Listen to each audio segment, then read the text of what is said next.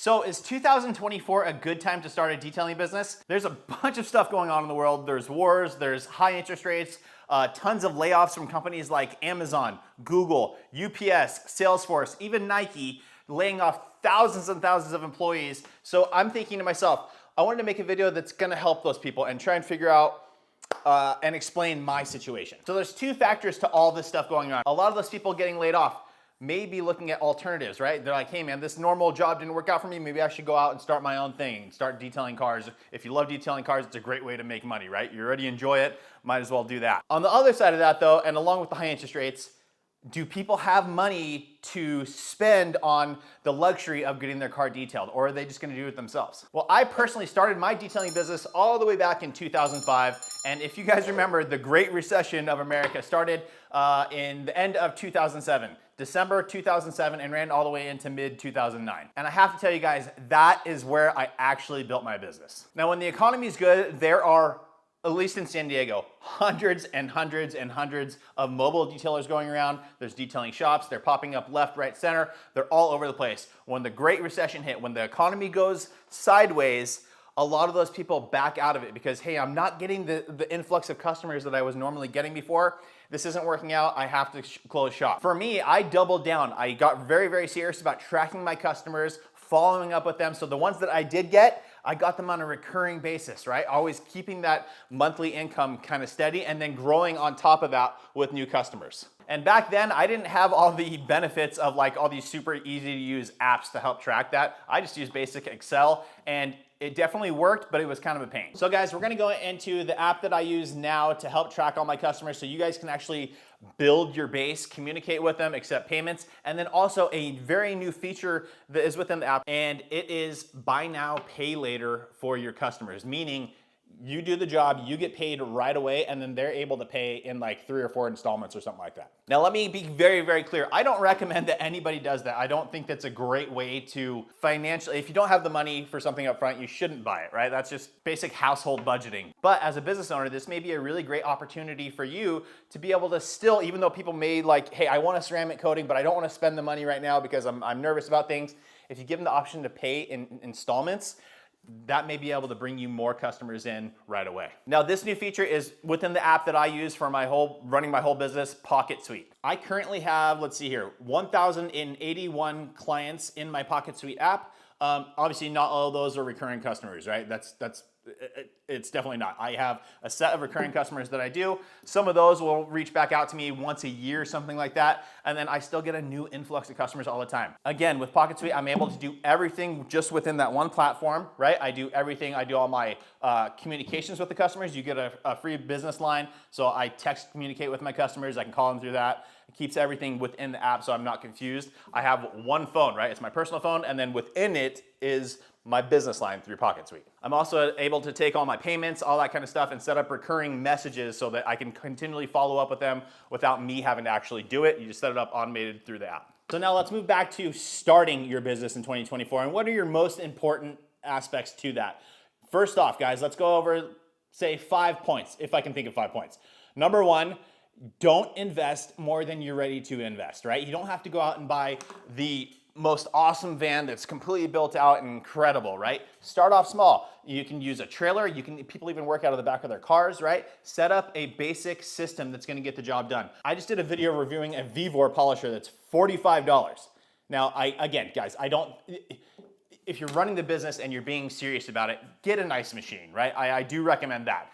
But to get started, you don't need to go out and buy a machine that costs a few $100s or more. Start off with that. Go get a complete detail, charge a couple $100 for it. Now you're in the green already. Then start reinvesting in your business, right? But do not, again, I recommend do not overextend yourself. There's no reason to go in debt when you're trying to start your business, especially with this detailing business. You're really able to kind of streamline things as much as you can.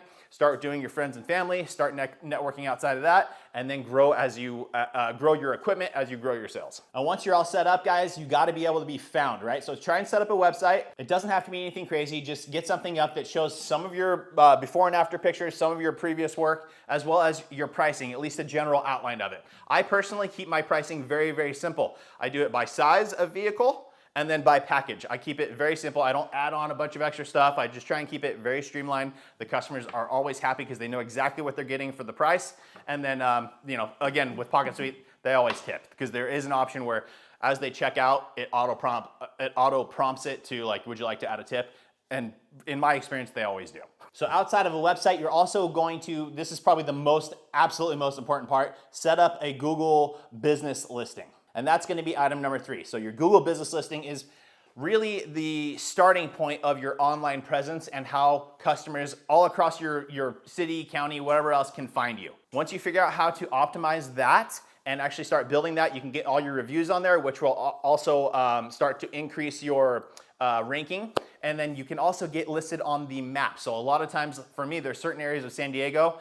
If you search car detailing and you're in that area, because your phone has the geo tracking or whatever in it and they know you're in that area, if you search car detailing near me or whatever else, mine comes up, my business comes up number 1. And that's how I get a absolute ton of customers. Now, outside of that, guys, make sure that you do have a consistent listing across the entire internet. So on your website, on your Google listing, and then when you list into other alternative listing sites like White Pages and things like all these different things, Yelp, make sure you have the exact same name, exact same phone number, exact same address, all that kind of stuff. If they are different, then it won't recognize it as the same thing. So you may say you have 10 total listings, 5 are listed one way, 5 are listed another way. Your website authority will show that it has 5 things pointing to it as opposed to 10 things pointing to it. The more outside resources pointing into your website will increase your visibility online. Now, item number 4 is going to be absolutely track your customers, guys. That's where PocketSuite comes in. Just a super, super easy way to do that.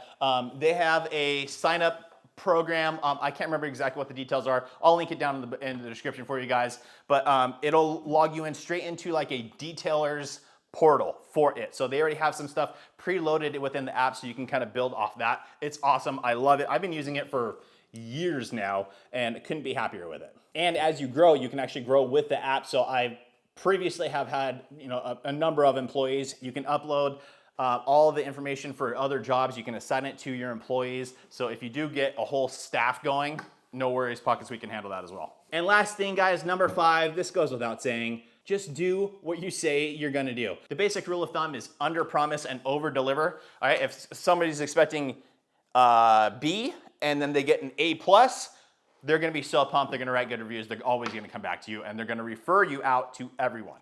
It's a really sad thing, but in my personal opinion, in order to be exceptional on the service business side, it's really not that hard. You really just have to do what you say you're gonna do. You don't have to go, I always do my best to go above and beyond, but you really don't have to. There's so many people out there that won't answer calls, that won't return calls, that won't return emails, all that kind of stuff. If you just buckle down, take it serious as a real business, you're gonna succeed. Now, the growth may not be exponential right now with the economy kind of, I don't know. Some people say the economy's great. Some people say we're headed for doom. I don't know. But I have noticed that people have cut back on spending. You hear about all these different layoffs. You hear about the interest rates, the housing market's in a weird spot. People aren't buying as much. All that stuff leads to somewhere, right? So just keep that in mind. Even if your growth isn't exponential, start off as a side gig and then do something else on the side, right? Do this on the weekends or do this, 3 out of the 7 days. Start building that way, and then once you feel ready, jump in full board, go 100% and just dedicate yourself to it. You will succeed. I'm a strong believer in that. I know every market is different.